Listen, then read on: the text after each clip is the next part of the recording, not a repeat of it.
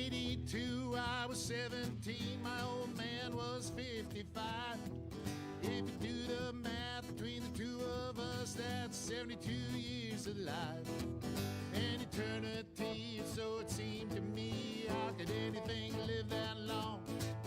Now I say my folks were only 84 the year that they passed on. For a little while it seems you got time to choose your dreams. Pretty soon you look around and you see 100 years ain't what it used to be.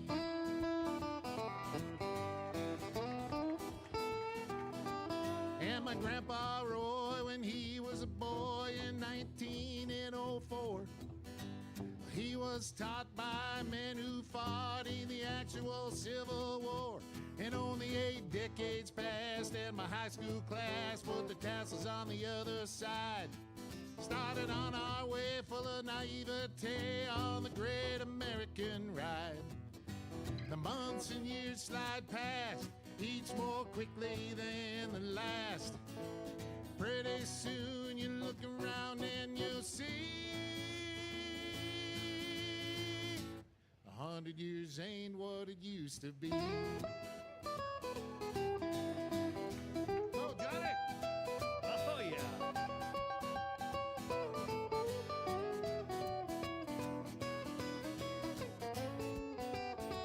Oh, yeah, Jenny, hey!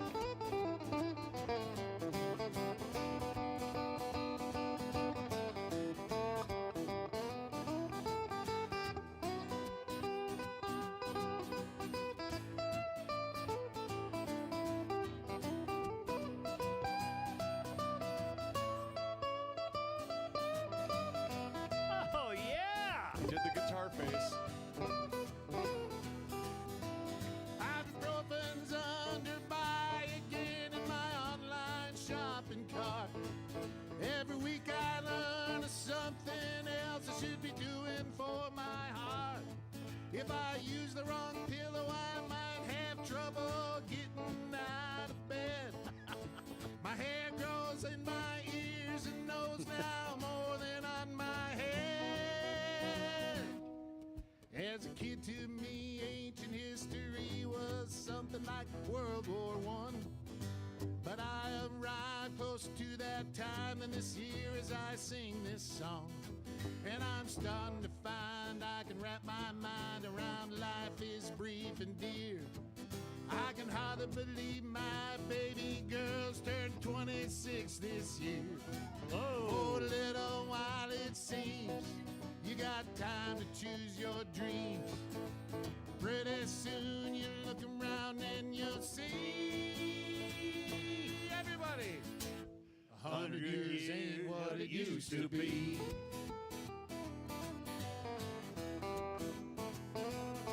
Before you know it, you're 63, making plans for Medicare A and B. You look around yourself and you see 100 years ain't what it used to be.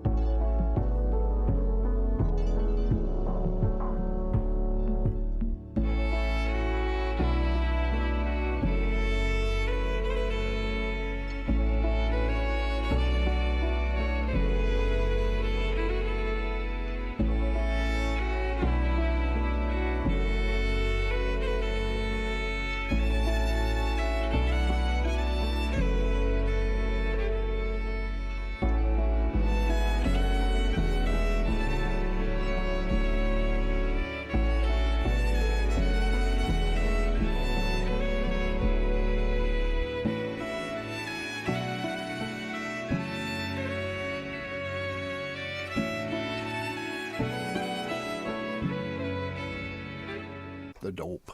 I am rolling. Josh Arnold, investment consultant, brings you Garage Logic podcast number 1566, June 18th, 2025. The record high on this day was 98 degrees in 1953. I bet that was a lovely day on the lakes. And it was 39 degrees in the morning of this day in 1876. Call Josh Arnold at 952-925-5608 for a free 48-minute consultation. Hail the flashlight king. And now, from the mayor's office above the boathouse on the east shore of Spoon Lake, it's Garage Logic with Chris Reavers manning Technology Corner, Kenny Olson from the Krabby Coffee Shop, John Height in the newsroom, and of course, the rookie. Here is your flashlight king, fireworks commissioner, and the keeper of common sense, your mayor, Joe Souchere. We just learned that I don't have it in front of me. One of you fellows will have to tell me. Somebody broke into Melissa Hortman's house? I like your version, Matthew, if you still have it in front of you. Did a source send this? A mole? A mole sent this, and this was from Mara Gottfried. Well, Mara's one of our moles, but we're identifying her. Oh. She's a crime reporter for the St. Paul Pioneer Press, and a very good one. She said 14 minutes ago that Brooklyn Park Police say in a press release there was a break-in at the home of Rep. Melissa Hortman, where she and her husband were fatally shot last weekend. That's terrible. That is really some low-rent The burglarizing. Police had a trailer camera in the front of the house, and the break-in was behind the plywood in the back of the house. And the family says they don't think anything has been taken. Is that the family correct, had Matt? gone through, and apparently they had taken things of value already out, but they didn't notice anything that was really missing. I meant to look this up. I don't know why I want to know it. I guess I just want to know it. What did Mark Hortman do? Could somebody find that for me? Oh, good question. Mark Hortman was, he certainly was the quiet partner in that. You never really heard about Mark much, but they had a long, successful marriage. 2 kids who are adult kids now. Who also released a statement. I saw that, yeah. What did, do we know anything about Mark Hortman? I have 2 staff members feverishly going to the... Not it. He worked as a program manager at nVent, a St. Louis Park-based public company that provides electrical solutions for customers. Strong information technology background. He recently was helping teams re-platform onto a new CMS technology.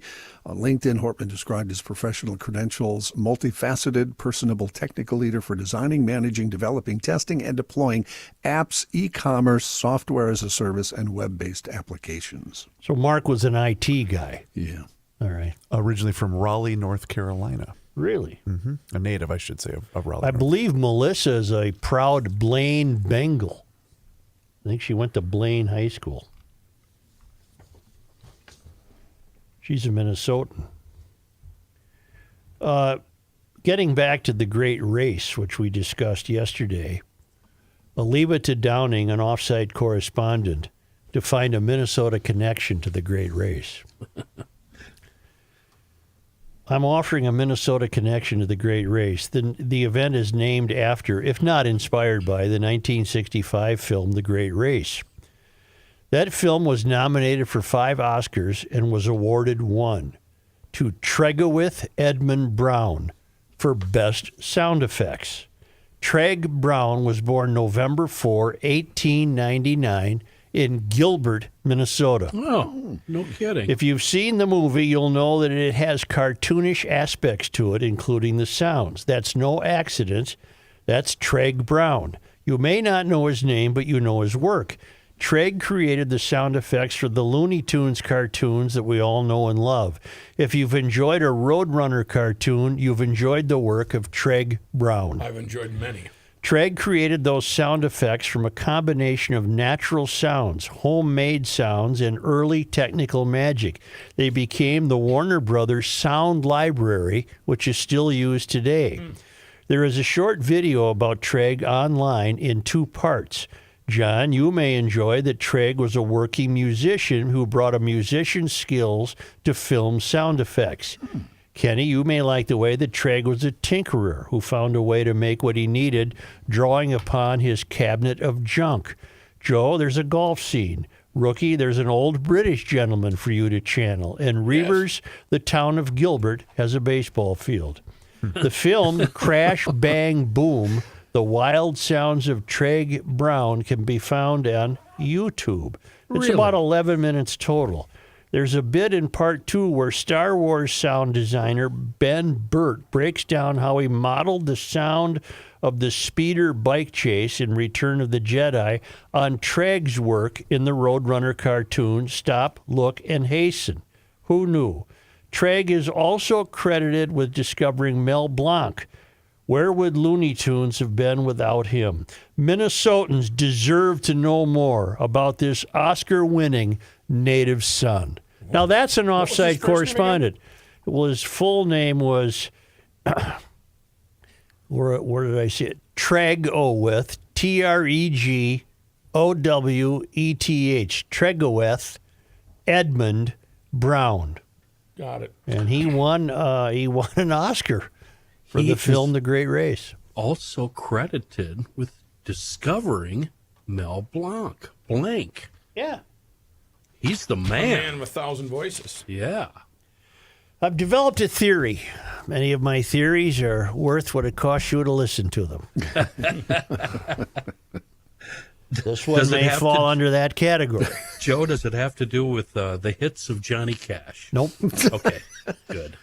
We're all in agreement that we're a bit fatigued by our torn Civic fabric. Boy, I'll say. And I would like the show to head in different directions. The torn Civic fabric is getting us all worn down. We've done what we can by merely suggesting that the solution is more GLers have to run for office. Easier said than done. I've been on that personal quest for years, and I've met no success. One or two people have put their foot in the water to no avail. But I have a new theory on how people in this country might participate in repairing the torn Civic fabric. That's a mighty lofty goal at this point, Joe. Cleanliness. Explain. Don't you always feel better when you're in an environment that's free of litter and clean? Yes. Yeah. Sure. Yeah. I've been thinking about this for about 6 months because I pay twice for the Sunday newspapers. Yeah. Because my guy doesn't show up. And I want to read the paper earlier than he shows up. So I'm going to mention the station. I go to a speedway. And it's generally, it needs some tidying up on the out. I know exactly which one you're talking about. Yeah. It needs some tidying. And what I began thinking about 6 months ago was, some enterprising high school senior or maybe a kid in college, and I've done the homework. I'm going to give it all to anybody that's listening that likes this idea. You put together a proposal, and you send it to the corporate office of Speedway. And you say, much like a lawn service appears once a week, you say, we will do the following once a week. My team of 3, I don't think you need more than 3. First, you send the corporate office videos of what the aprons look like and the surrounding lot and the stuff blown up against the fence, and you say, we really think we can tidy this up. And here's our fee once a week. If you need us more than once a week, we're available. A little startup company. Little company, and they visit I don't know how many speedways there are in the Twin Cities. John, would you look that up, please? Sure. How many speedways are there in the Twin Cities? I know they're all over the country. 134. Really? Well, it's my guess. Oh, don't do that to me. I need to know the real number, because it would have to be a number that would make it worthwhile for these kids to put together a proposal. They're not going to make any money doing 2 speedways. No, you do a little startup. You got to give it a good name too, not like Matthew's first failed venture for cutting grass, the mow and blow. That didn't work. No, didn't. No. People Did you got want the wrong the U.S. impression. the U.S. number? No, I want the Minnesota Oh, the number. Minnesota number. I'm sorry. No, I'm sorry. Actually, the Metro number, although there's no reason this outfit that I'm going to put together on behalf of some youth, there's no reason they couldn't do the whole state. They would have to have branch offices. This says there's only one prominent speedway within the immediate Minneapolis-St. Paul area. But Well, that's obviously not correct. That's completely wrong. Because we have one next door. Yeah. They're all over the Yep. place. There's more than one. Well, Oh, you know what? Speedway. Never mind. They're talking about racetracks. Thank you, John. All right. I'll How give do you. you redo that? There are 3,365 Speedway gas stations across the U.S. Ohio has the largest number of Speedway locations with 541. Okay, stop. Stop. 223 in Minnesota. All right. 23 in the Twin Cities area. There you go. You start with... Boy, I sometimes get sidetracked with you fellas, Here's don't some I? fun Speedway facts. I don't want them, Matt. Stop. Look at me. I'm not kidding. Okay. So there's 23 speedways in the metro, and you're going to propose to tidy them all up on a regular basis. I don't know how the fees would be structured. I don't know if the corporate office would go for it, but I'm not done yet. The point being is just a little bit at a time of tidying up our public places would make people feel better. I am so fatigued by current events that I've gone off the deep end coming up with ways that we might remedy some of our mutual angst about what's happening. And because we're all in agreement about the torn Civic fabric, let's clean things up. All right? And I'm starting with Speedway. I'm sorry if you don't like that. That's where I'm starting, Speedway. And here's what you do, youngsters or anybody, and don't tell me this has already been done, because I see no evidence. I've thought of this before when I pass a hotel or a gas station or anything. Mm-hmm. I've campaigned that schools should award letters on letter jackets for shoveling teams. I've come up with all kinds of stuff that people could be doing to keep busy and get them off their phone. You have. No one's paying attention. No. I am. I'm paying attention because I think this is a great idea. So I'm crunching numbers. And I'm trying to figure out how much we charge per location. This isn't we. This is not for you to do. No, this is definitely for me to do. And I've decided I'm only working 4 days a week. So 23 divided by 4 equals 5.75. Let's round that up to 5 or up to 6, okay? Mm-hmm. So we have 6. How much are we charging per location? Can we not turn this into avarice? Two employees, not 3. Two All right. employees working together. I'm going to say $200 per location. So 6 times 200, $1,200 a day times 4, 4,800 a week divided by 2, 2,400. Is that enough for one person to live on? 2,400 a week? I think it might be. It is. I think it might be. But before you get ahead of yourself, can I lay it out a little further Now for are you? you okay? You're going to bring me down. I can feel it. No, but go ahead. no. Go ahead. I'm going to give hope to your plodding. Okay.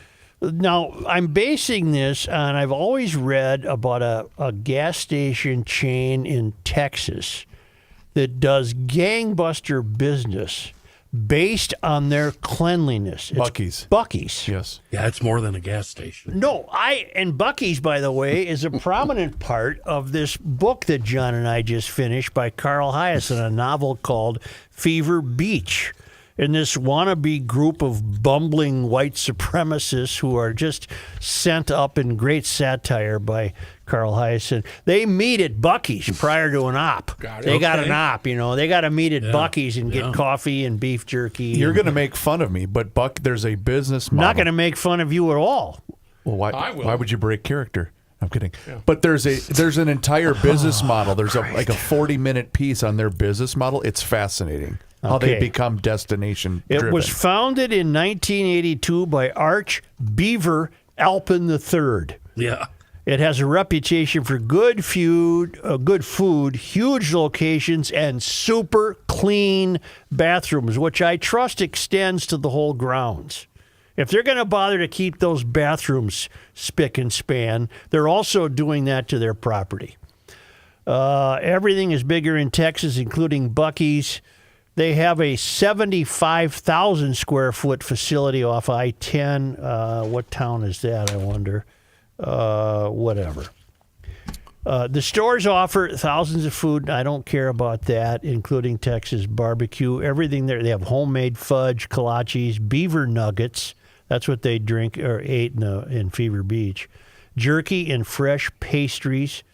The logo is a beaver with a cap. It was inspired by Alpin's childhood. Beaver was Alpin's nickname as a kid. CBS News noted, and the mascot is related to a 1950s cartoon character called Buc-ee Beaver. So maybe this Alpin fellow had buck teeth or something. That's a very popular hat and T-shirt. I see a lot of those. Yeah. It just goes to show you there's hope. Okay, Buc-ee's has a beaver statue outside its stores, and patrons can get their picture taken with the mascot inside. So there, I'm basing my thinking on Buc-ee's. Why is Buc-ee so popular? There's a love of Buc-ee's for a variety of reasons, depending on who you ask. But the top reasons for the fans of the franchise are the store's cleanliness. Hello? Okay. This is what I'm Makes talking sense. about. Makes and sense. 5 will get you 10.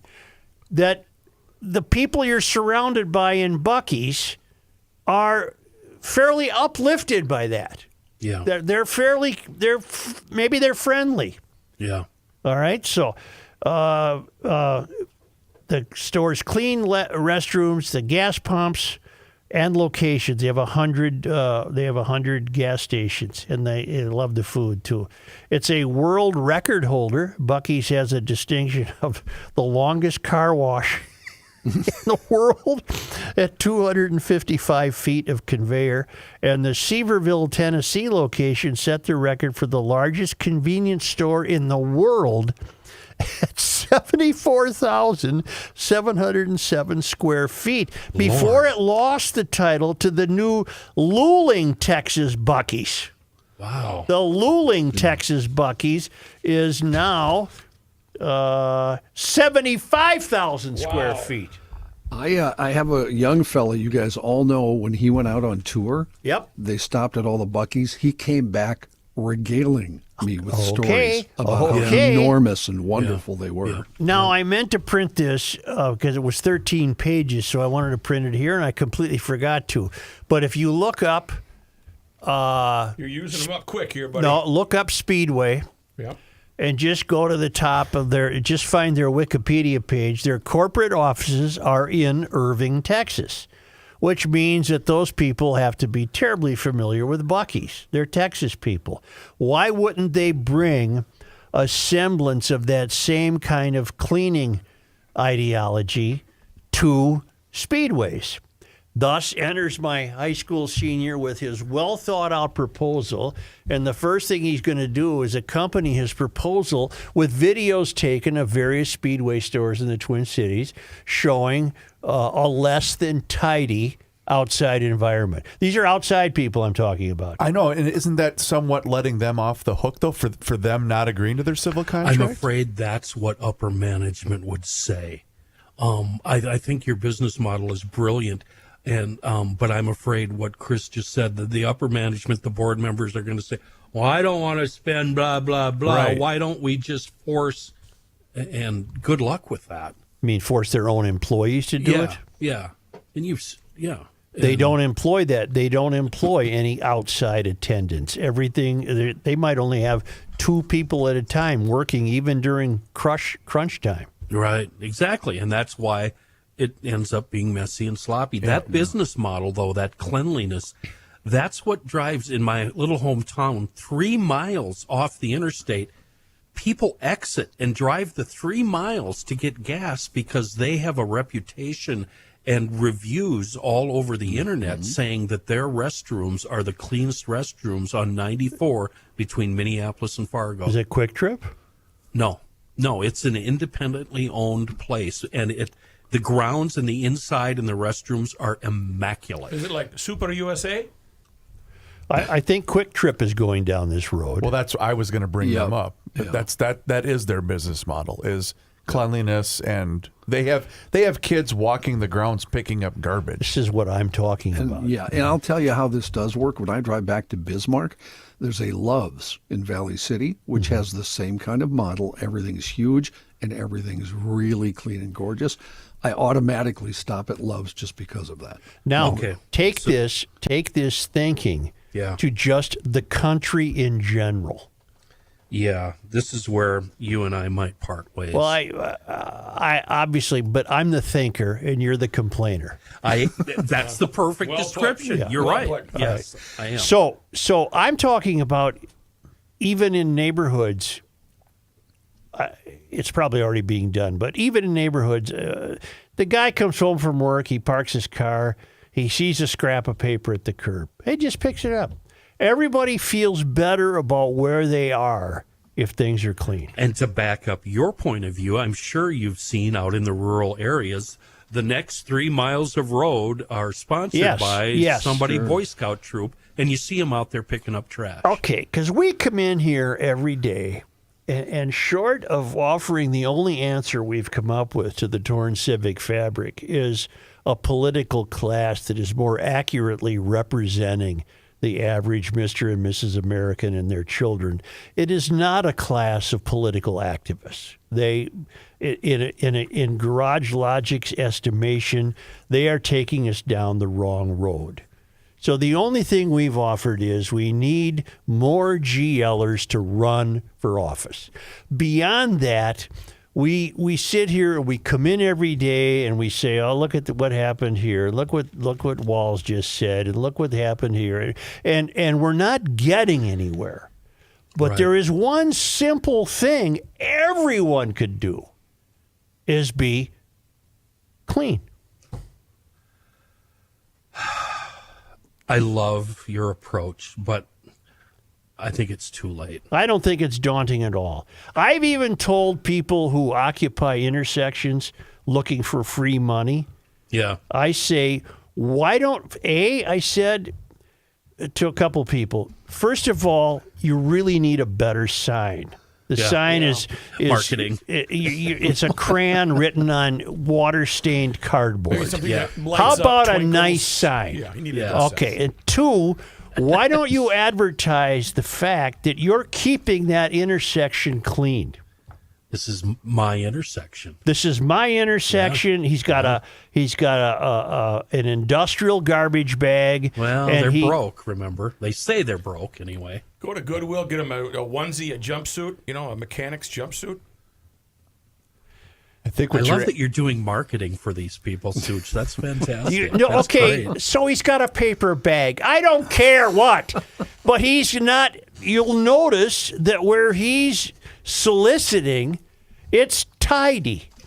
The Twin Cities has a reputation, and they have for years, for being a very clean city. I dispute that with my whole heart. People come from outside and they take a cab, or I guess now it would be Lyft or Uber, from the airport to downtown, and they marvel at how clean the ditches are. I couldn't disagree more. I think it's a mess. Yeah.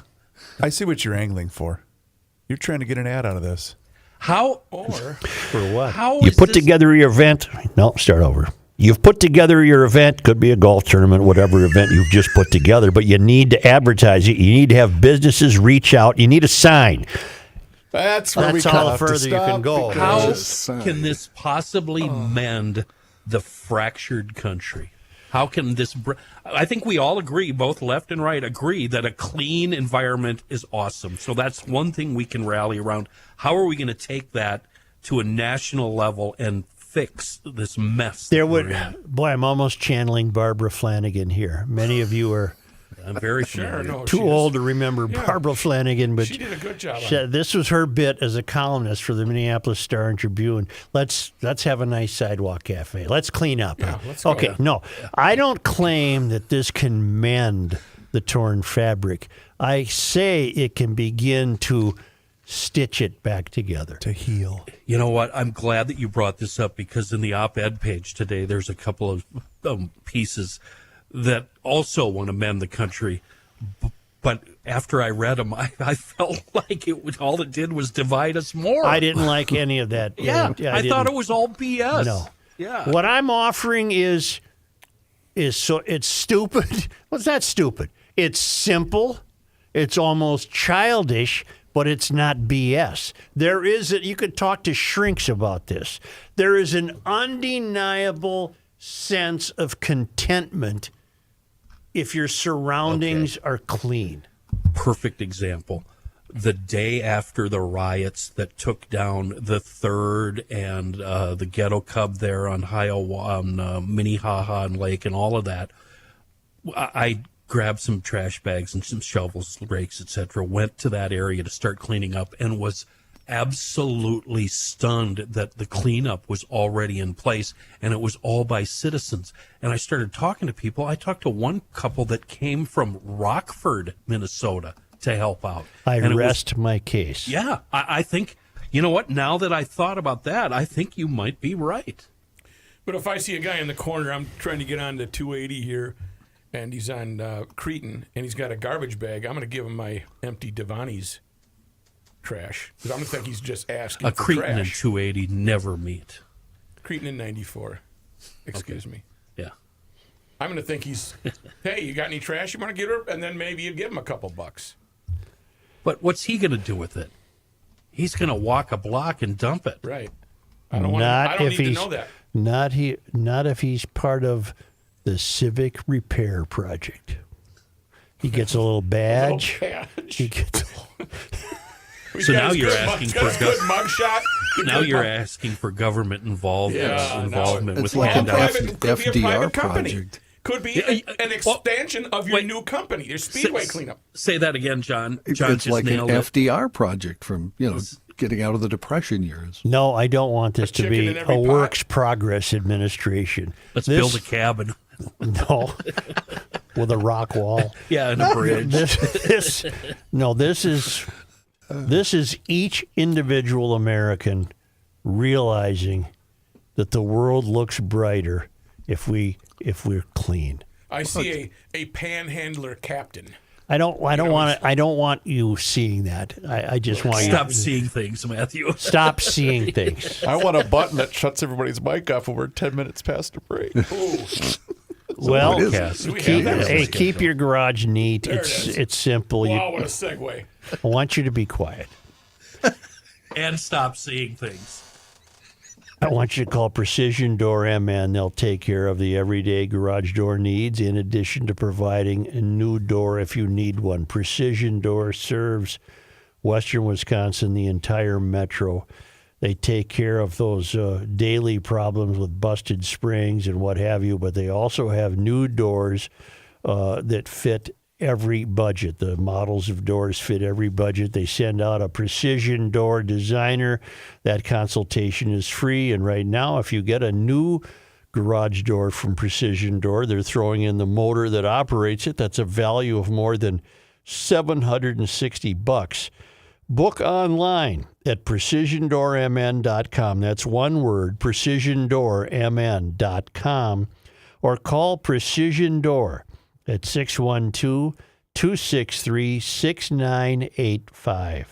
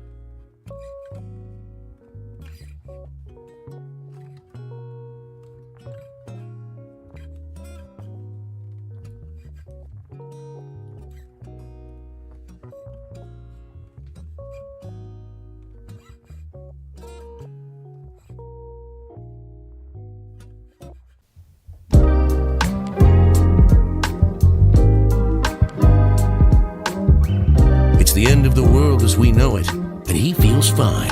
Joe Souchere. Oh, I've been talking about the benefits of Seafoam's Bugs Be Gone and how we are always finding new things to use it for, and it's a miracle cure, and it might be voodoo because it doesn't make any sense that one product, water-based product, can be this effective. Listen to this email I got from Ben. I have an older Toyota pickup, and the back window had horrible water spots. I could not get rid of them. I tried everything. I just sprayed Bugs Be Gone on the window along with some elbow grease. The spots are gone. Love the product. Just giving you another application for that product and what it can solve. Thank you, Ben. That's amazing. I never would have thought of that, but that's how effective Bugs Be Gone is. And you got to buy the kit when you go into the store, the auto parts store, the Knack Hardware, big box, whatever. Buy all 3 products. First of all, get 2 Bugs Be Gone spray bottles. You're going to need them. Carry them with you in your car. Then get the Seafoam engine treatment. Then get the Deep Creep penetrating oil that literally, I said the word. I'm sorry about that. You should foghorn that. Yeah. I got to get you for that one. That absolutely, this stuff works better than any other product you'll find on the shelves. The Bugs Be Gone, I told you, I've been telling you, I'm going to keep telling you forever that it's amazing. The Deep Creep works better than anything. And the engine additive, what do I need to say about that? We've been using that since, the 50s? Buy all 3 and give them as a gift. What the heck? You'll be loved for it. They're our own local company. They have a global reach, and we love them. Seafoam. I have something in front of me called the American Customer Satisfaction Index. This plays right into my theory. Okay, what do you think is the most popular fast food restaurant in America? Taco Bell. McDonald's? I would have to say McDonald's. You're completely wrong. And why is it the most popular? Okay, hold on. Let's do a deep dive here. The most popular. It's got to be less expensive. Is it Chick-fil-A? Chick-fil-A is the answer. I was way off. And here, Yeah. can I take a stab at why? No. Okay. Well, go ahead, and I'll see if you're right. I think quit hearing things. No, I think it's because of the convenience. Well, obviously the quality is great, but I think it's the convenience. You'll see a long line for the drive-through. You're in and out in just a couple of minutes. Because don't they run out to help you in the? Oh yeah. Yes. Is it clean? Very clean. Penny Lane. All fast food brands, Chick-fil-A notched the highest customer satisfaction score at 83. It also ranked highest out of chicken-focused fast food joints specifically. The chain has over 3,000 locations throughout the U.S. and Canada. It has now held the top spot for customer satisfaction among quick service restaurants for 11 consecutive years. Goodness. Wow. People enjoying the outdoor patio in Shoreview, Minnesota. That's a cut line. There's a picture of people enjoying the thing. In the overall... What the hell was that? That was the chicken thing. That was their tagline. Really? Yes. In the overall fast food scoring, there was a 2-way tie for second place. Panda Express, which I've never heard of. Very good. Very popular. What is it? I like it's. Isn't it? It's to go. It's like a Leanne Chin, but Yeah. you can get whatever sample. Panda Express and Starbucks received scores of 80. Starbucks posted a 4% jump in customer satisfaction year after year. Arby's, Panera Bread, Papa John's, and Pizza Hut had scores of 79. Here's something for you, boys. Oh. What fast food brand has the lowest customer satisfaction score in the study? In-N-Out Burger. Popeyes? McDonald's. Yep. Why? Well, that's where you see all the fights on social media. I'm looking I it didn't up. get my fries. McDonald's recently debuted McCrispy strips. What does that have to do with it? They're really good chicken strips. Because you know why? Because Chick-fil-A has forced fast food places to up their chicken game and not just get the parts. Remember that one?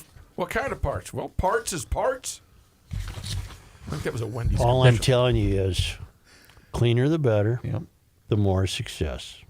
That Chick-fil-A in Shoreview is my home base Chick-fil-A. When I'm in town staying in Roseville, I always run up to Lexington. It's Lexington and 694, just north of Schoonover Body Works. Do you tell them to hold the bun? We go back to Texas.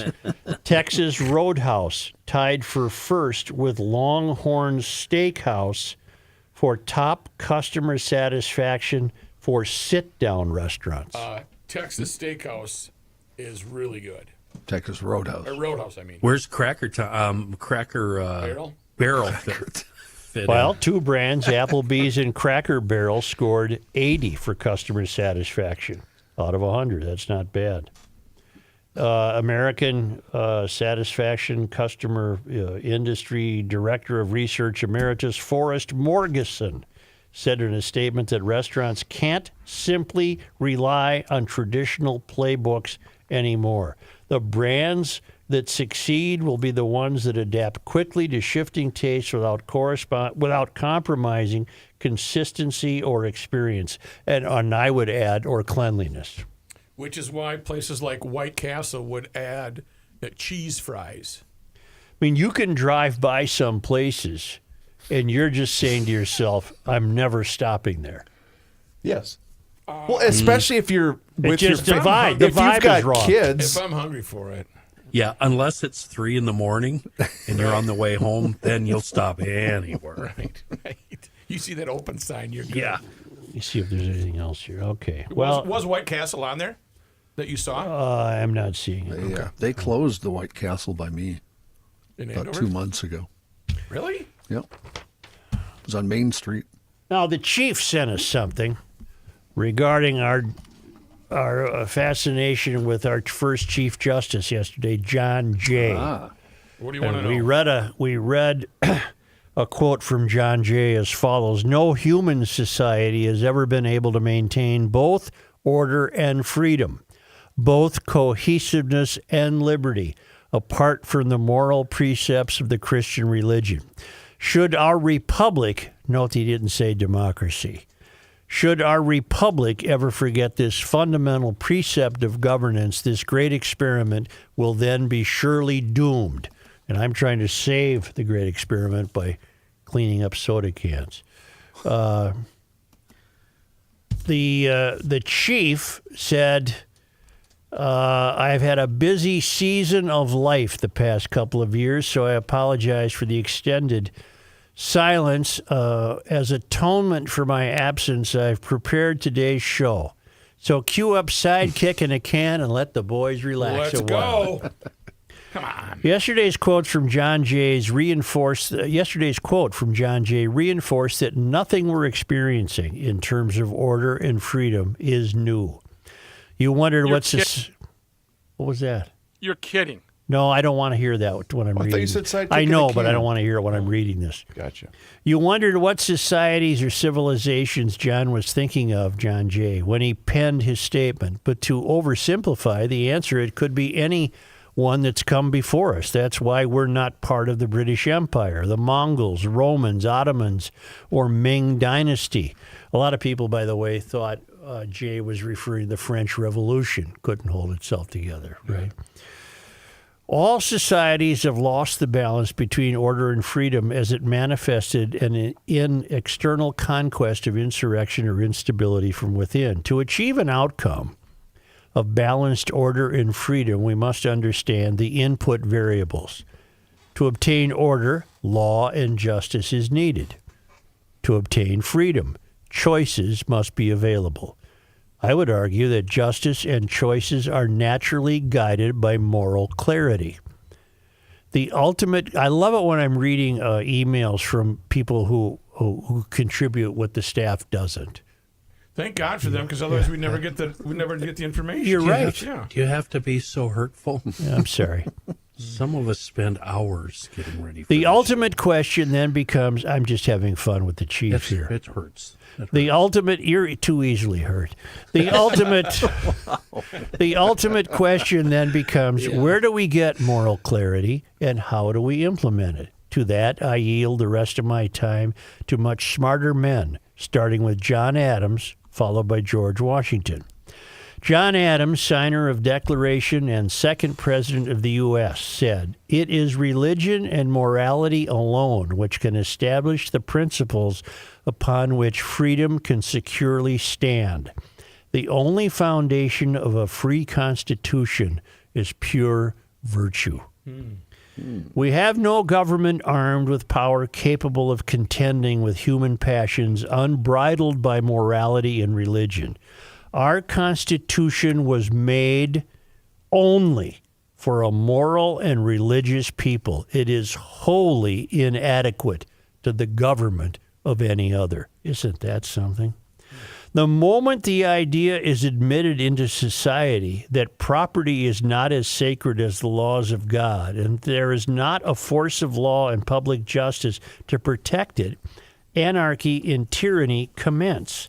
If thou shalt not covet, and thou shalt not steal, were not commandments of heaven, they must be made inviolable precepts in every society before it can be civilized or made free. That's why our property rights are so enshrined in this country. Here's from George Washington's farewell address. Of all the dispositions and habits which lead to political prosperity, religion and morality are indispensable supports. Let it simply be asked, where is the security for property, for reputation, for life, if the sense of religious obligation desert the oaths, which are the instruments of investigation in courts of justice? And let us with caution indulge the supposition that morality can be maintained without religion. Whatever may be conceded to the influence of refined education on the minds of peculiar structure, reason and experience both forbid us to expect that national morality can prevail in exclusion of religious principle. And that chief says, these guys were pretty good, right? He puts it right there. So, All right, good. these guys were pretty That's good. And then he says, what's coming up on the ride? Yeah. Such, it's really funny that George Washington had Mike. The whole time you were reading the John Adams piece, I'm having this question about religion. George Washington nailed it. Whatever may be concealed to the influence of a refined education on minds of a peculiar structure, reason and experience both forbid us to expect that national morality can prevail in exclusion of religious principles. So it's not, I'm seeing that as not, you have to go to church, you have to go to Bible study, you have to worship. You just have to have a moral code, which is taught in the church. And without reading the quotes of these forebears, we've been discussing the degradation of moral and ethical integrity in the country. And these fellows saw it 250 years ago. Yeah. A guy should print that out and keep it around. I got it. I'm keeping John Jay's quote, too. They're both very good. I think those remarks are something we're not likely to hear from a current president. No, or have we heard that from any president in the last 50 years? I don't think anything quite that eloquent. No. I don't think anything quite that. Maybe Jimmy Carter, but I was a kid then, so I can't confirm.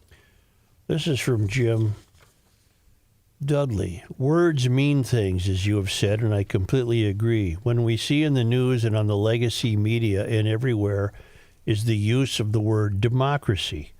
Democracy is used constantly, especially by senators and representatives of our governance, especially on the DFL or left side.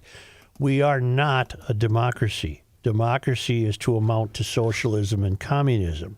Under a democracy, the minority must bend to the will of the majority, no matter what the cost.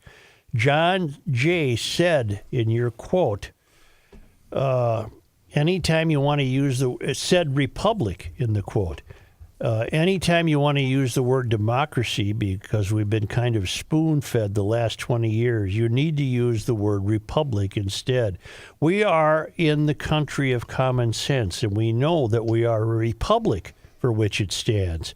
One nation under God, indivisible, with liberty and justice for all. There's not tremendous meaningful differences between the word republic and democracy, but there is one crucial thing. We are not majority rule. Yeah. Majority rule can result in a great deal of problems. I have always thought we were a representative democracy also, besides a republic. I thought that was the way the What United does that States... mean? That means you elect people to the people elect representatives to represent them, which is what Joe, we do. I mean, go back to the "we are not a majority rule" quote. Let's talk about that a second. Well, let me give you the definition first. Yeah. Is the United States a democracy or a republic? The short answer is that democracy and republic are frequently used to mean the same thing, a government in which the people vote for their leaders. This was the important distinction at the time of the founding of the United States, in direct contrast with the rule of a king or monarchy. In part because that context was clear to everyone involved in the American Revolution, democracy and public were used interchangeably in the late 1700s. Both words meant the power to govern was held by the people rather than a monarch. At the same time, it's true that there is nuance and difference between these words according to their historical use and etymology. Democracy comes from the Greek roots meaning rule by the people, and the most basic understanding of the word's original meaning refers to direct democracy as in ancient Greece. In a direct democracy, the people vote directly against or in favor of decisions, policies, laws, etc. Republic comes from the Latin roots meaning public good or public affair, used in ancient Rome to mean simply state or country, with reference to the representative democracy of the Roman public, the Roman Republic.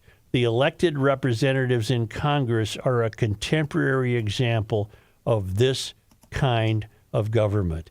Note that both direct democracies and representative democracies are considered democracies. They are both government by the people. That was too much. You bowled me over. so you could call it either, basically. Yes. Is what But it's been I'll driving. call it either. Has it been driving you guys crazy? It's been driving me crazy for years that everybody says democracy and not a republic. And actually, I've always thought that's what it was. So it hasn't been driving In the email, Joe, though, he said a democracy is majority ruling over the people. Isn't that what we have here in Minnesota for the last number of years? No, we have an electoral college that prevents such a thing. Okay. We have... For what it's worth, official government website, U.S. Citizenship and Immigration Services, first sentence, the United States is a representative democracy. Okay. I don't have any trouble with that. The words are so closely aligned. Yeah. You brought this up and said that a couple of days ago, and I really had to bite my tongue because I disagreed so much with you. I guess I am coming around to your point now. Well, why don't we take a break and bring in the Let's newsman? lighten her up here. Yeah. Let's talk no, about... we're not going to lighten it up. We're bringing the newsman in. It's going to be worse. Oh, no. Let's talk about my friends at North American Banking Company, Joe. You know what? They've been at it since 1998. When they first started North American Banking Company in 1998, they had one promise, and that was banking done differently. And they made a promise to deliver that better banking experience for their customers, where you know your banker and they know you. And while a lot has changed since then, this commitment to being a true community bank in the Twin Cities, that has not. You see, North American Banking Company invests in the people, businesses, and organizations that make the Twin Cities a great place to live. And you get that feeling anytime that you walk into any one of their 6 Twin Cities locations, whether it's Roseville, 50th in France, Hastings, Woodbury, Shoreview, and Maple Grove. They offer all of the services as the other big national banks. Whether you're looking to buy a home, finance a new home renovation project, or Get that new car that you've been thinking about. My friends at North American Banking Company are going to be able to help you out. They offer the same online and mobile banking options as the other banks, but the key difference is you're going to get the unparalleled service of a community bank. So your first step can be checking them out online today. It's nabankco.com to learn more. It's banking done differently. North American Banking Company, member FDIC, is an equal housing lender.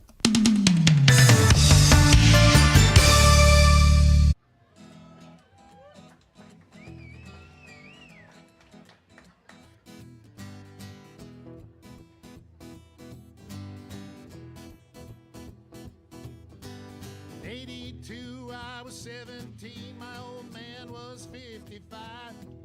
If you do the math between the two of us, that's 72 years alive. And eternity, so it seemed to me, how could anything live that long?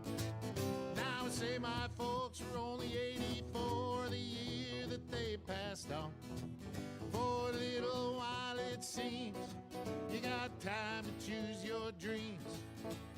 Pretty soon you look around and you see 100 years ain't what it used to be.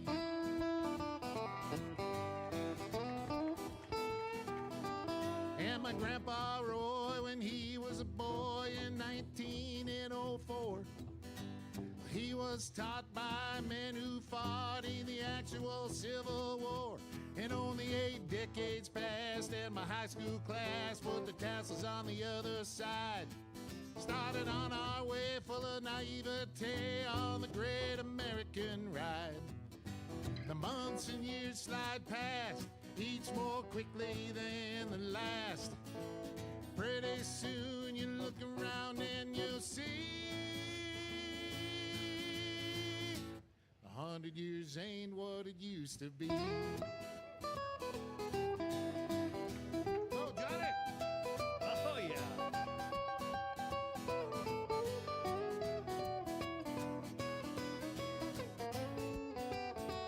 Oh, yeah, Johnny, hey!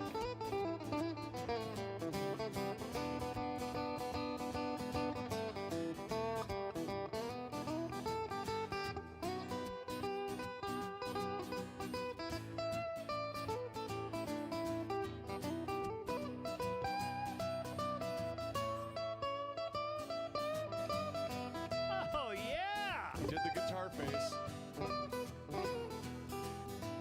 Ibuprofen's under buy again in my online shopping cart.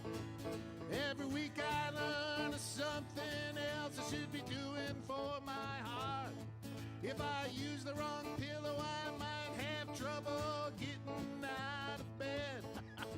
My hair grows in my ears and nose now more than on my head. As a kid, to me, ancient history was something like World War I. But I arrived close to that time than this year as I sing this song. And I'm starting to find I can wrap my mind around life is brief and dear. I can hardly believe my baby girl's turned 26 this year. Oh, for a little while it seems you got time to... Yeah.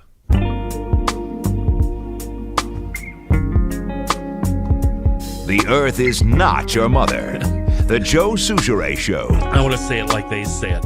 We Are Nuts presents the Garage Logic podcast at the 51st MSRA Back to the 50s weekend at the State Fairgrounds. We're going to be there 2 days, Friday.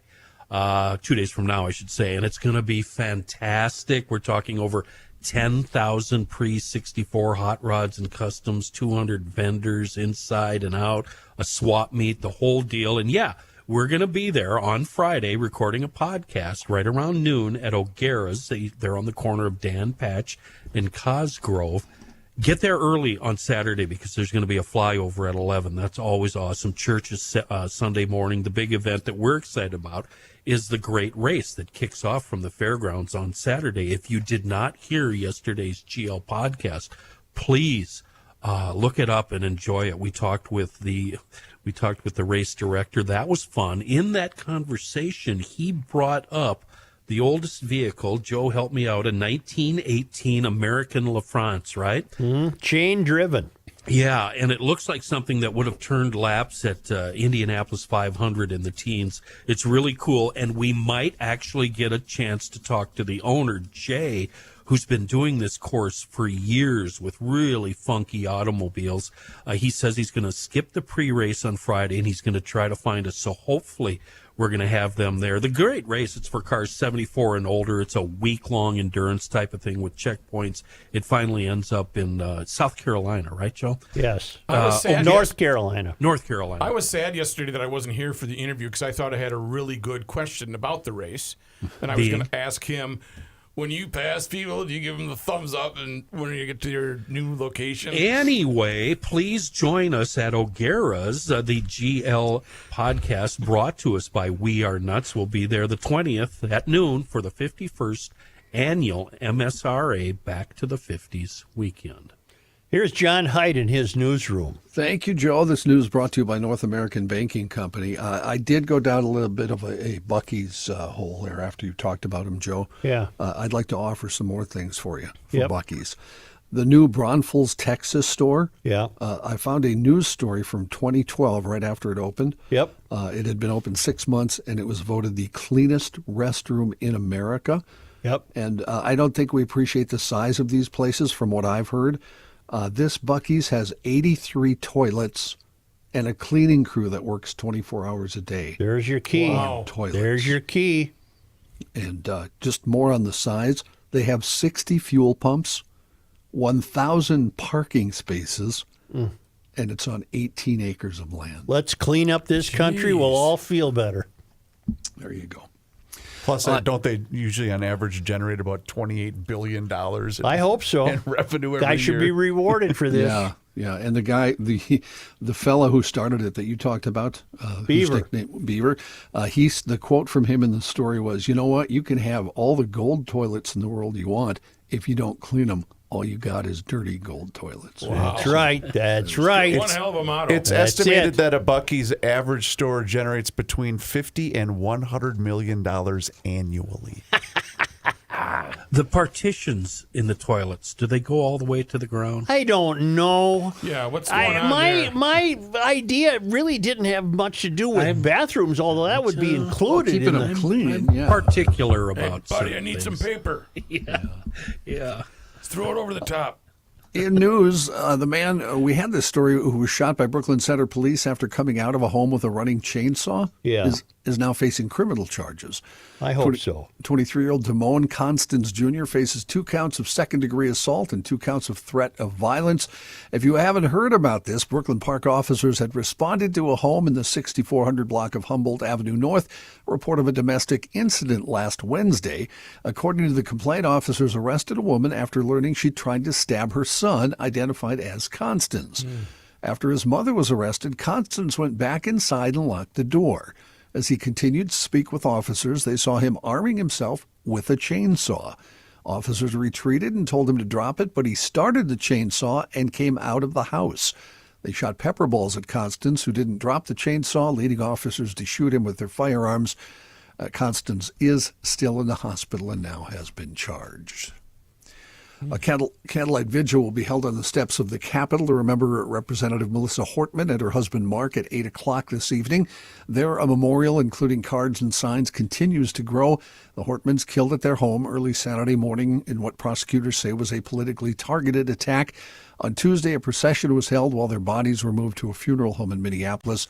The public is invited to attend the vigil and to not only pray for the healing of the Hortman children, but also for State Senator John Hoffman and his wife Yvette, who continue to recover after being wounded in Saturday's shootings. The suspected shooter, Vance Belter, is in federal custody, facing both federal and state charges. Meanwhile, as we mentioned earlier, a person broke into House Speaker Hortman's home days after she and her husband were shot there. The break-in happened overnight, but authorities weren't alerted until about 8 o'clock this morning. According to the Brooklyn Park Police Department, the windows of the home were boarded up with plywood after investigators had processed the scene. One of those boards in the back of the house had been pried off and the window was broken. Police say the house appeared to have been searched, but family members had removed items of value prior to the burglary. Family went back to the home today and didn't believe anything was missing. That burglary remains under investigation. What kind of individual does that? Bad guy. Okay. Unclean. The Rochester Police Department is investigating 5 suspected overdose deaths in the past week. According to police, the first 3 happened on June 17th when police discovered 2 deceased females and 1 deceased male inside an apartment. That's yesterday. Yes. Wow. On June 13th, officers were dispatched to a residence on a report of a male not breathing. That person also died. And on that same day, about 5 hours before that, a deceased male was located in another apartment building. A preliminary investigation indicates narcotics containing fentanyl may have been a contributing factor in the deaths. They still haven't arrested anyone, and they are looking for information. Rochester Police says if you'd like to share information on the overdoses or the distribution of illegal narcotics, contact the Rochester Police Department. And a former dean at St. Catherine's University has now been sentenced to 3 years of probation after pleading guilty to embezzling money from the school. 55-year-old Laura Jean Farrow pleaded guilty to theft by swindle in April. 5 other counts of theft by swindle were dismissed at sentencing. She was sentenced to serve 3 days in jail, but had credit for 3 days already served. If she successfully finishes up her probation, her felony conviction will be changed to a misdemeanor. Farrow must pay $25,000 in restitution, according to court documents. Wait a minute. Yeah. Check this out. So she swipes about $500,000. She's going to jail for 3 days. She's going to be on probation, and she's got to pay back $25,000. I'd like to sign up for that program. Okay. I'll get in line. And it's not a felony. And it's a misdemeanor. And didn't she try to blame somebody else for this? Yep, and following the complaint from the school, St. Paul police investigated contracts that Farrow entered into with Juan Ramon Bruce during her time as dean. Remember, they were emails. Wow. Linking the two together romantically. Oh, I So see. the contracts then went to the fellow she was romantically involved with, something that violated the university's conflict of interest policies. After Farrow left her position, school leaders found that they were missing about $400,000. Why don't we? Define romantically linked. Are we talking cannon apricots here? I would imagine so. But John, and she doesn't have to account for the $400,000. $25,000, Joe. She must pay $25,000 in restitution. Let's go into business together. I think forget this Screw cleaning. the cleaning business. Forget this cleaning We're idea. done. Just start stealing money from schools. So she comes out $375,000 ahead, right? If my math is correct. That's right. 3 And days then served. Romeo's got the rest of it. Or does he? Juan? Does Juan? Did he get I charged? don't know if he got. I don't think he got charged, did he? As I I'll be recall. damned. One is gone. Yeah. Why don't we take a quick break here? And I believe we're going to hear from Mr. Mikulski. Thank you, Mr. Height. Hey, GLers, if you're looking for a ray of hope, and look no further than Minnesota's Freemasons. There's more than 8,000 Freemasons throughout Minnesota. They're working together to make the world a better place by focusing on the core values of friendship, personal development, helping those in need, and mentoring the next generation. The kind of stuff we're talking about here on Garage Logic. In that spirit, Minnesota's Mason launched Civility School. Civility School is a one-day session where high school students learn about manners and etiquette. Pretty good. More importantly, students learn how the right behavior around others can actually help them grow and prosper personally. And many students from all over the metro have already attended. In the coming years, Civility School will be expanding with several sessions throughout Minnesota. Just another example of Freemasonry at work. If you'd like to learn more about Freemasonry and the Civility School, call 952-948-6700, or better yet, go to the website mnfreemasons.org.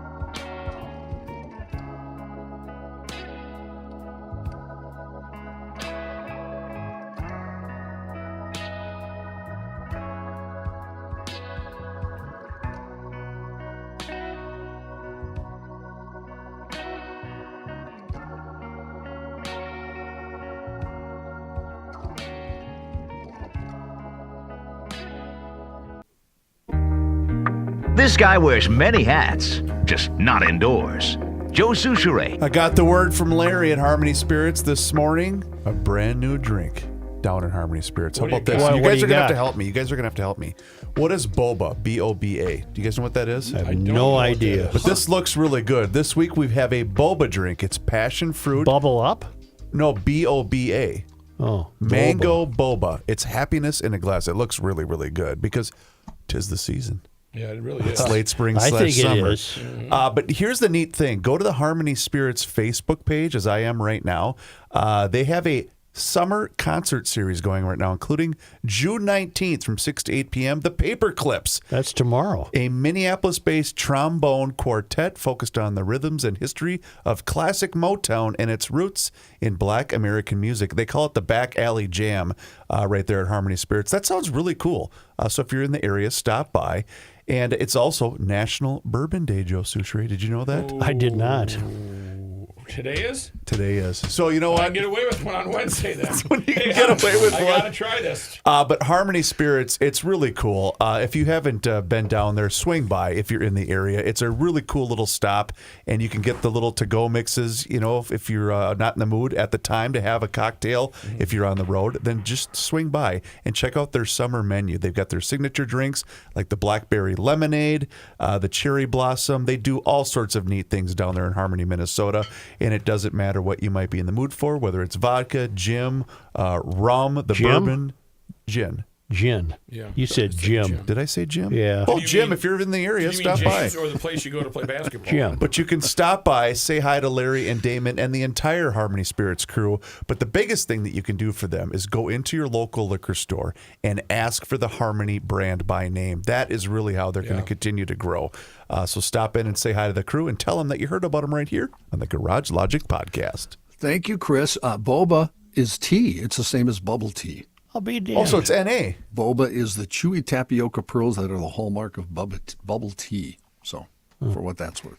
John, I'll find out if they're going to distribute that. That tea. seems I'm neat. not a tea. Tea's overrated. Yeah, but it's on ice. It's a summertime drink. It's a tea. Like an iced tea. Passion fruit. Tea on ice, you know.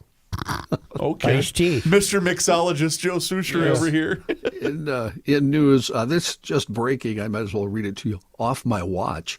The Fed made no change to interest rates today, saying economic uncertainty has diminished but remains elevated because of the confusion about tariffs. Well, Josh had a detailed report about that, and his tone might be I changed. bet Josh wasn't too happy. No. Well, he didn't know about it because it just happened now. But But he was calling it, right? oof, yeah, that's not good. That's not good. Supreme Court today upholding a Tennessee law restricting gender transition care for minors. The 6-3 ruling likely to have a broad impact as 24 other states have already enacted laws similar to the one in Tennessee, which bars gender transition surgery, puberty blockers, and hormone therapy. Those laws now look set to survive similar legal challenges.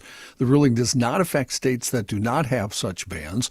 The court, in an opinion authored by Chief Justice John Roberts, concluded the Tennessee law does not constitute a form of sex discrimination that would violate the 14th Amendment.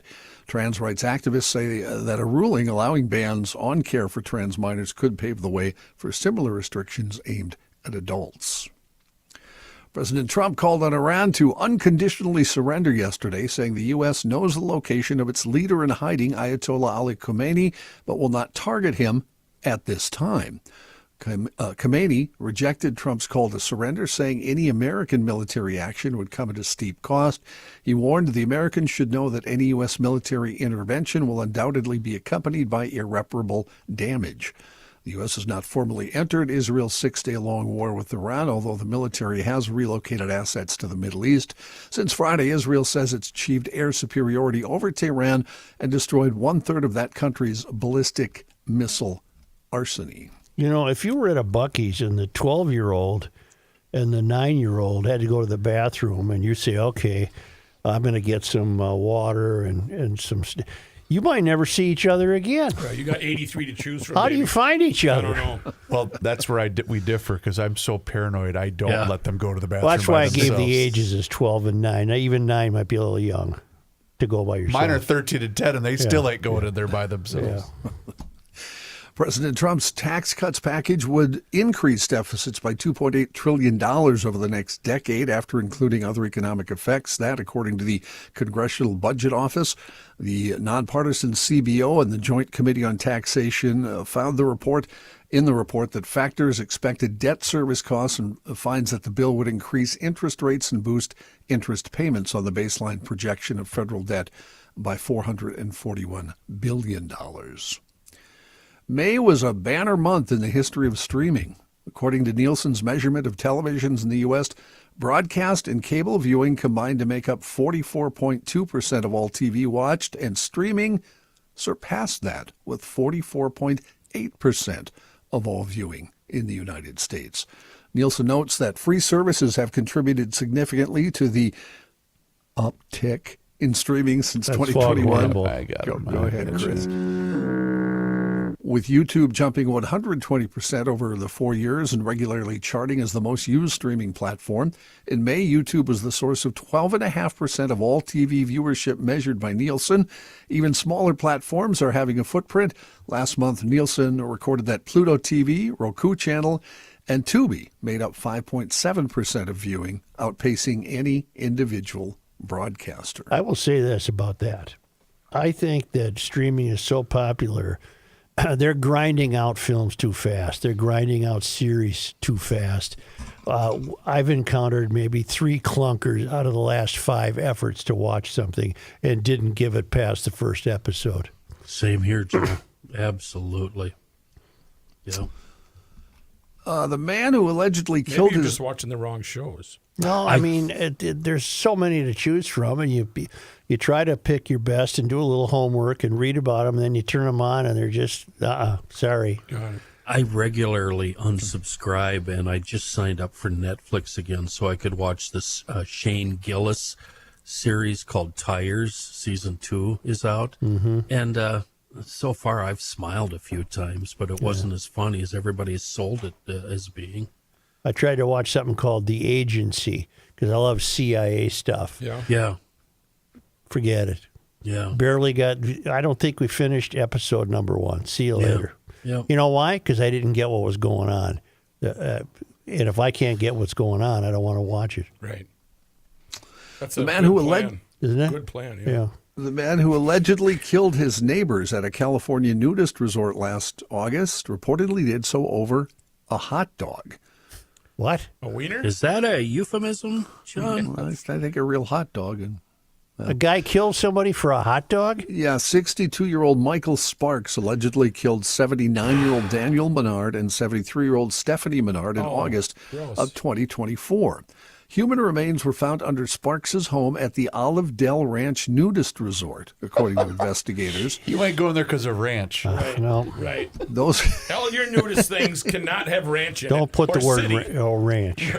The remains were later determined to belong to Daniel and Stephanie Menard, and Sparks was charged in the couple's murder. Oh. Sparks and the Menards did not get along. Apparently not. No kidding. But as detailed in a court hearing this week, the final straw was a hot dog. A fellow inmate at the West Valley Detention Center reported to authorities that Sparks admitted to the killings and disclosed that he brutally beat the couple with a rake, a hoe, and a hammer. How did he know when to switch? According to Redlands police It's detective morbid, Tom and Was it a nudist camp during the murder? I Doesn't think say. it's I saw 2 stories. Neither one said they're at a camp. I did see pictures of the house, though. It just looked like a residential area. But it was a nudist. They're nudist camp patrons. Apparently, You didn't yes. see any giant naked Germans in the background? What is nudist camp couch etiquette? How do you know when Couch etiquette? Yeah, when you just sit or do you request I don't something, think they have couches. Okay. They're Porky Pigging it. Yeah. I don't think they worry about that, to be honest with you. It's You not know like why? I Well, know. I'll tell you Do what, know I why? would. What are they? Nude. No. What's the theme today? They're clean. They're clean. Yeah. Clean. The other inmate said Mr. Sparks told him the incident started over a hot dog that Daniel Menard had purchased for him. Detective Thomas Williams said Mr. Sparks felt the hot dog was a jab at him, making him feel like he was worth only $1 Well, hot maybe dog. he thought he was, the swimsuit area. Maybe he got him a short hot dog. Hey, shorty. Give me half a bun. Yeah, those cocktail wieners. Oh, that is an insult. Yeah. Detective Williams also said he admitted to drowning the Menard's dog, Cuddles. what did in the a dog do? sink. Dog's name was Cuddles? That's What where did I the dog draw do? the line. Jeez. He was He going to gave the that dog cops. swimming lessons, didn't he? Additionally, Sparks allegedly admitted to the killings in text messages. When a former coworker checked in on him and the search at Olive Dell, he confirmed to her that he was the subject of the search and that he planned on killing himself that day. Prosecutors say Sparks tried that, but his gun jammed. He allegedly wrote, "Chopped up my neighbors, didn't know what I had it in me." Snapped in capital letters. But let's try to establish something here.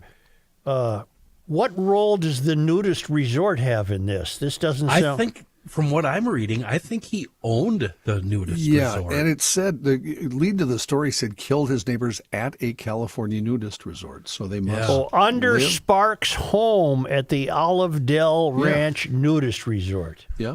So that he was on the property. He lived on the property. This reminds me, by the way, I'm not registered with the state or anything, but the Jackass Ranch here is it's a nudist ranch. Oh, really? If you're, Okay, if you're...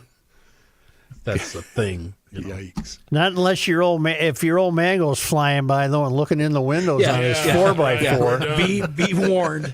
Dad shows up in the Ranger from time to time looking around. So. just checking on the firewood here. But the good thing is he's not good at the camera phone, so you don't have to worry about that. All right, John, that's fine. Thank you. Checking on the firewood, huh? Right? Yeah. Thank you. Yeah. Hey, now. Let's talk about the Garage Logic participation in the Twin Cities Savers online summer auction. It begins this Friday, June 20th. And What are we bidding on? Many items, Joe. And it runs through Thursday, June 26th. Just go to garagelogic.com. And Do I just call the show? Nope. You go to the website, garagelogic.com, and you enter the keyword auction, where you can save up to 70% off all retail prices. It's tens of thousands of dollars in items up for grabs, including a zero-turn lawnmower, string trimmer, and leaf blower from our friends at Tri-State Bobcat, e-bikes and a generator from EcoFun Motorsports, an airport hotel stay at the Intercontinental for your next getaway, golf simulators for year-round play, garage storage systems from Gator Magnetics, compass, cart, and rack system, a 40-foot shipping container. Yeah, really. What to live in? Yeah, you can if you want to. It's your container. Do whatever you want with it. Would they deliver it? I would Joe, assume so. They are perfect for storing automobiles. Yeah. They're the right size, and mice cannot get in. But you just or need a rain. place to put it. Right. I put it in the backyard. I could put it up at the Jackass Ranch. There you could. If put it you here. have an excessive amount of mulch, maybe you could fill that thing up. Save the mulch. I am going to bury mine and then turn it into, that's going to be my bug out place. Oh. And this is pretty cool, too, because I've spent many times as a youth at Camp Dells, and there's a family getaway to Camp Dells. So they're all available at the Twin Cities Savers Summer Online Auction starting this Friday, June 20th, running through Thursday, June 26th. Go to garagelogic.com for more details.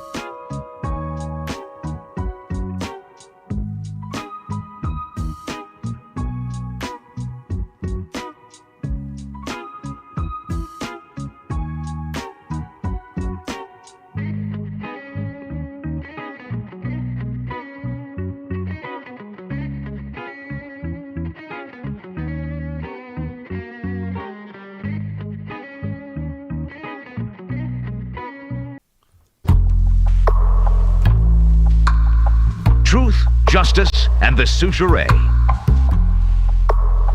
Bill Stein reported from Aiken that there were about 10 people that showed up for the No Kings protest.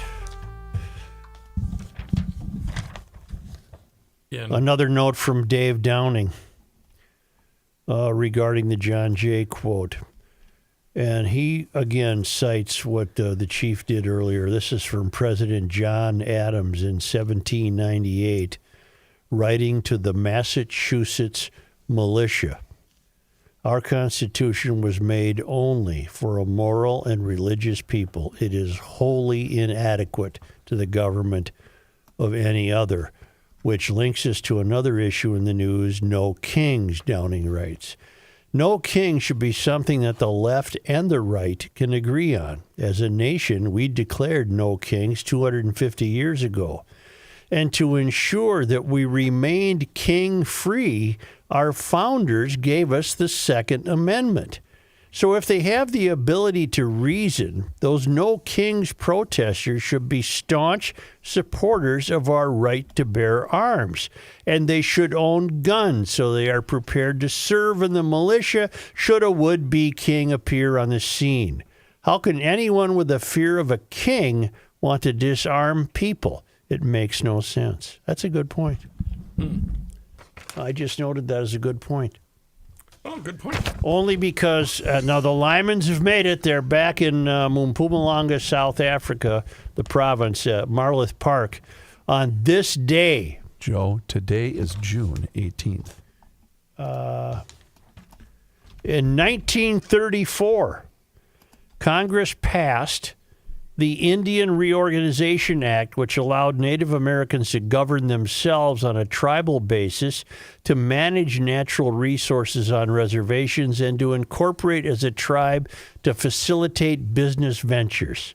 I'm sorry, that was 1934. Why does this jump all over? I think it was 1834. I think that's a typo, Joe. Okay, 1834. On this day, June 18th. in 1847, William Willem received the first known citizenship papers granted in Minnesota. An English-born building contractor in Stillwater, Willem also built the first lime kiln in the state that year. I don't like the name Willem. Willem. It's like William, but it's not. Right, it's missing an A. Right. On this day, Jesus, June 18th. Willem in Dafoe. 1855, St. Mary's Falls Canal opened at Sault Ste. Marie, Michigan. It connected Lake Superior to Lake Huron and the lower Great Lakes, eventually permitting the mass transport of wheat, coal, and iron ore from Minnesota to Point East. Isn't that where Lou Nanny learned to skate? Yes. And Phil Esposito, quite a few boys came from the Sioux. Yeah. On this day, June 1-8. in 1892, little Mamie Schwartz was kidnapped in St. Paul. Her disappearance caused a sensation, with the legislature offering $500 for her return. The police found her the next year in Superior, Wisconsin. I can only conclude that that must mean they found her alive, because it doesn't say. I wonder why they called her Little Mamie Schwartz. Maybe she was a little teeny Small, person. petite, yeah. Little. On this day, On June 18th. in 1893, the Mesabi Range towns of Virginia, Merritt, and Mountain Iron were destroyed in a forest fire. And on this day, On June 18th. in 1939, wow, a tornado killed 9 and injured 222 people in the Anoka area. Oof. Boy, that was a big storm, huh? Must have been a whopper. On this day, On June 18th. in 1988, Minnesota's Two-Spirit community held its first annual Two-Spirit International Gathering, also referred to as the Basket and the Bow. The events took place at the Gay 90s and the American Indian Center. And on this day in sports disappointment history, June 18th. in 1955, now this fits the bill. Bloomington gardener Paul Gerhardt barricaded his land with tractors to prevent groundbreaking I can only imagine that meant groundbreaking of what we came to know as Metropolitan Stadium. On this day, in 1999, Alonzo Newby was fired for his refusal to cooperate in the Gopher investigation. That would have been the Gangelhoff. the whole clam deal and the whole thing there. Term paper. So thank you very much, GLers. Speaking of Buc-ee's, where are you going there, Trucker Bear? I'm going to Pronto Pup. Do us a favor. Hit the subscribe button on the Garage Logic YouTube channel, because on that YouTube channel, you can watch the show each and every single day, starting right around noon. And you can also see full segments. There's video shorts. There's also behind-the-scenes footage, but it's all there for you. Just hit subscribe and join the thousands of subscribers on the Garage Logic YouTube channel. And don't forget, we're going to be out at the Minnesota State Fair for the car show brought to us by We Are Nuts. Thank you. You're welcome. And follow us on all of our social media channels, which includes Facebook, Instagram, and Twitter.